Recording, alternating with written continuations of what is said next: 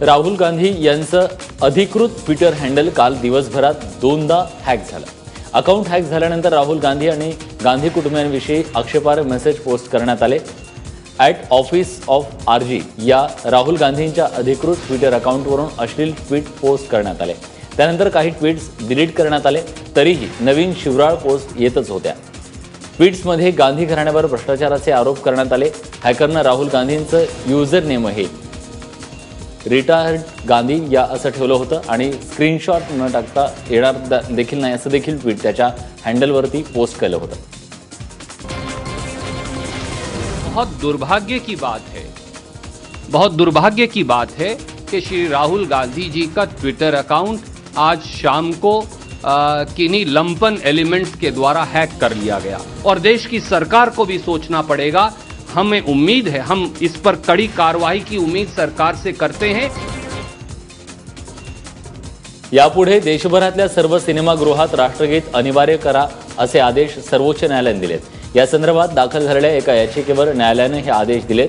याआधी केवळ महाराष्ट्रातच चित्रपटाआधी राष्ट्रगीत अनिवार्य होतं, आता देशभरातील सर्वच थिएटरमध्ये राष्ट्रगीत बंधनकारक असणार आहे। राष्ट्रगीताबरोबरच सिनेमा सुरू होण्याआधी पडद्यावर राष्ट्रध्वज दाखवणं आणि राष्ट्रगीताच्या सन्मानार्थ उभं राहणंही गरजेचं आहे, असं देखील न्यायालयाने स्पष्ट केलंय। केंद्र सरकारनं या संदर्भातील निर्देश सर्व राज्यांना दिले।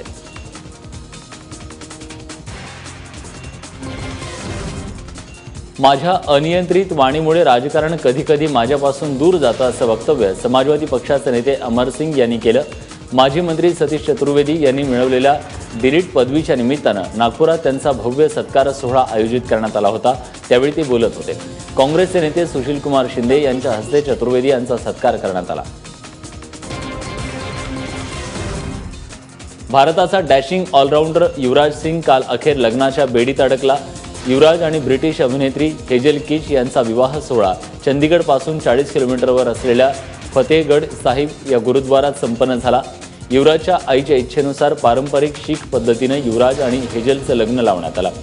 हेजलनं लग्नविधींसाठी किरमिजी रंगाला जो लेहंगा असतो तो परिधान केला होता। युवराजही त्याच रंगातल्या शेरवानीमध्ये रुबाबदार दिसत होता। तेल निर्यात करणाऱ्या देशांच्या ओपेक या संघटनेनं तेलाचं उत्पादन कमी करण्याचा निर्णय घेतला। याचा परिणाम आंतरराष्ट्रीय तेलाच्या किमतीवर झालाय। भारतात सुद्धा या निर्णयाचा परिणाम पेट्रोल आणि डिझेलच्या किमतीवर झालाय। भारतात पेट्रोल 13 पैशांनी महागलंय तर डिझेल 12 पैशांनी स्वस्त झालंय।